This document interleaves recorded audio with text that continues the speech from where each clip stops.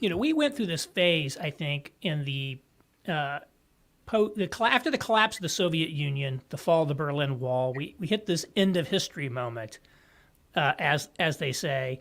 And I think the argument of the end of history in Fukuyama's article and book was that we have essentially reached, we do know ideologically, if we want to call it from not necessarily that every place will be this kind of liberal democracy, but this is the age of ideology has sort of come to an end, and we've now arrived Yeah. at this state. And we had this world that seemed to have this set of rules and ways, and it worked, in a sense. But now I think we're getting into I don't know if it's ideological history per se, but it seems like history is happening again. There's a lot of things happening that seemed outside the world we thought we understood, say in the late 90s or that. And so being able to recapture, I think, some of these exploration concepts is very important. So in terms of today, I'm facing an unknown future here, post-COVID world. We don't know what's going to happen. How do I, or an institution or a company, go about exploring today? I guess, what do you do as an explorer? Well, yeah, good question. I think first of all, it's to recognize that there is a way to explore. I think most people think, how do I manage my way forward? How do we go forward? And what I would say from an exploration standpoint, managing is about replicating. It's about control. It's about efficiency. It's about something that was done before and doing it again, replicating it, doing it again. And that's actually really good. And most of what we do is in that sphere. I think with the environment that we have today and the reality of the world today is that we actually have to explore. And there's actually a methodology. There's a way of exploration that we discovered. A number of years ago when I started stepping into this space, I'd always known I kind of did things a little differently. I'd gone to Cornell, did executive training there. I'd been involved in various, kind of training things early in my career. And while I did it okay, I was never great at management. But the organizations that I was in always said, Dwight, you make things happen. You do something here, and it's differently. Long and short of it, over time, I came to the realization, and actually it's funny, Aaron, as you know, I'm a book guy. So I got constantly, I'm reading books. When I was in first grade, my mother gave me this book, Story of Thomas Alva Edison. I grabbed it off my bookshelf today. This was like, well, what did it cost? I think it was 45 cents. Yeah, 45 cents. My mother bought this for me in first grade, and I wore it out. I wore the binding out, so she bought me a second one, and I've still got both of them. I'm not a hoarder. I just keep the things that are important. Let's put it that way.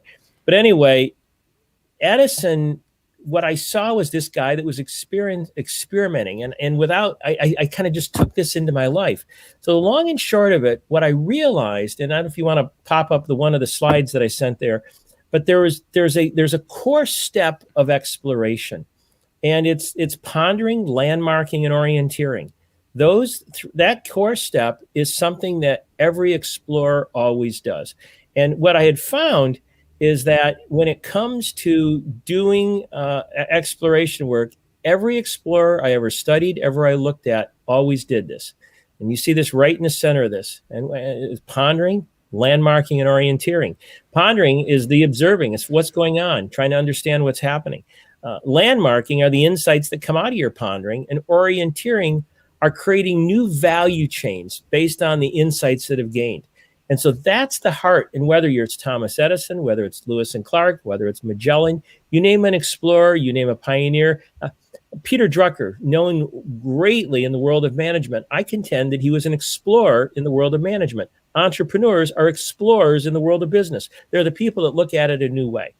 That's the heart, pondering, landmarking, and orienteering. Before that, you've got to expect. And then in kind of coming back to your question for today, what are you looking for? Post-pandemic, what's out there? Do you want to start a new business? Do you want to start a new career? Do you want to move to a new place? What is out there that you're looking to get to and go to that's beyond where you are now? And then the crossroads. The crossroads, every explorer made a crossroads decision. I'm going to change the status quo. I'm going to spend money. I'm going to spend time. I'm going to change my life. I'm going to move. Expecting and crossroads set us up to explore. And then the last steps, realization and evaluation, are once you've hit that destination. The realization is the flag in the North Pole. The evaluation is say, okay, now that we've learned this, where do we go from here? Thank you. Thanks for showing that, Aaron. That's the essence of exploration. And in looking at that, when you say, what can I do today? Ponder, what am I seeing? What's going on? Out of that, what are the new insights? What are the landmarks? And then start putting those together and see if they lead you in a new direction. That's the opportunity for today.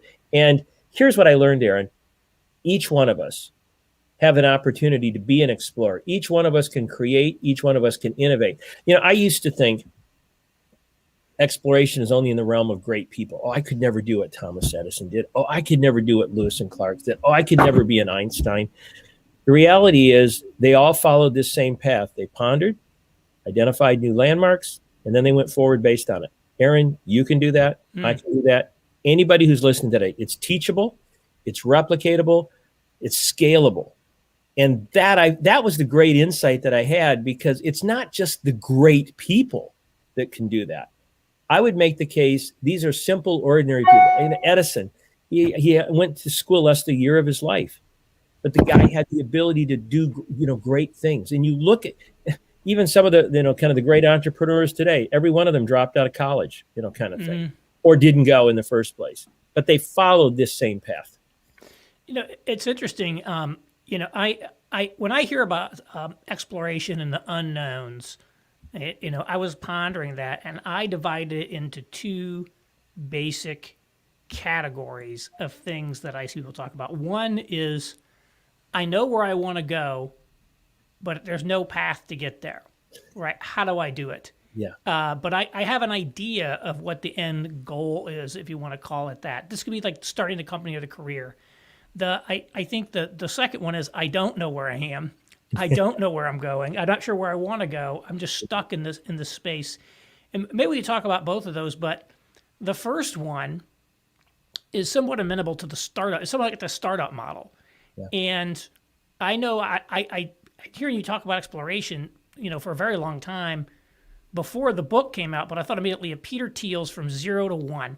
And he makes this big distinction between once you've got one, you mass produce the copies. You move into this realm of management. But when you're trying to get from 0 to 1, when you have nothing and you're trying to create the first of something, that's a very different methodology. So he sort of swagger jacked you there maybe a little bit. But how do you think that this compares to the concept of 0 to 1 in the startup world? Yeah, I think there's a lot of similarity, and I remember. This is for me personally as an explorer. I had started seeing this process, this methodology, as I was reading various books, 10, 15 years ago. And as I was reading these books, I said, this person is doing this person is doing, and they were all following the same thing. And I ended up discovering that there was a course on exploration taught at the Royal Geographic Society in London. It had been taught for years, and then it was stopped 70, 80 years ago. And I had an opportunity to go to London, and I specifically arranged an appointment at the archives, the Royal Geographic Society, right across from Hyde Park in London. And I said, I want information about this class. And Aaron, what I was looking for was the class book. I figured I'm going to go there and I'm going to find the course book. It's just going to got this little plan, and I'm going to copy it down. And I still remember the day. It was a summer day. It was a beautiful afternoon. I get there, sky was blue. I walk in, all this anticipation, all the materials are laid out for me. I'm studying it. I'm looking at it. But I didn't find the course book. I didn't find the secret sauce. But I saw they taught people how to use or figure longitude, latitude, barometric pressure, how to survive outdoors. Kind of this book, What to Observe, told you how to observe, all this stuff. But no methodology that I had seen was not there. So I get done at the afternoon. The archivist says to me, Mr. Gibson, did were you successful in your research this afternoon? I said, well, partially. I didn't find everything I wanted. And I said, here's what I'm looking for. There's this methodology of exploration. I've seen it. I named some of the different explorers. I said, they all follow this methodology. And I thought there would be a course book here that would teach that, because it's so obvious that they do it. And I say this to the archivist, Aaron, and she looks at me, goes,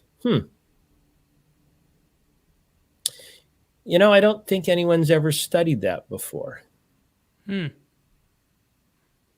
And I remember then I'm sure if there had been a mirror, I had this kind of crazy look on my face, and I said, "Oh." And I still remember to this day walking across Hyde Park, and I said, "This is my exploration. Hmm. I need to codify these steps that I have seen, find the vocabulary, find the words, and that's what I just presented." And so when Hmm. you say what's the comparison, a lot of similarity. I would make a couple of years ago, I was interviewing a Silicon Valley entrepreneur who sold his company to Google, and I was talking through these things to learn about what he had did. And when we were done talking, he says, "Hey, can I ask you a few questions now? Tell me about the methodology. Tell me about this process. Help me understand it." Hmm. And I explained it to him, and he said, "That's exactly what I did." He said, Hmm. "I've had all kinds of people say, 'What did you do?' And I couldn't tell them." And here's my hunch, Aaron. Most explorers, they do this intuitively. They do it naturally. It's not been codified. They're not documenting because they're excited about doing the exploration. Hmm. This is such a natural step that it's kind of like right in front of our faces, but we don't see it. And so whether it's Peter Thiel or Dwight Gibson or whoever it is, when it comes to exploration, uh, I think we've got a secret sauce here, again, that's applicable to all of us.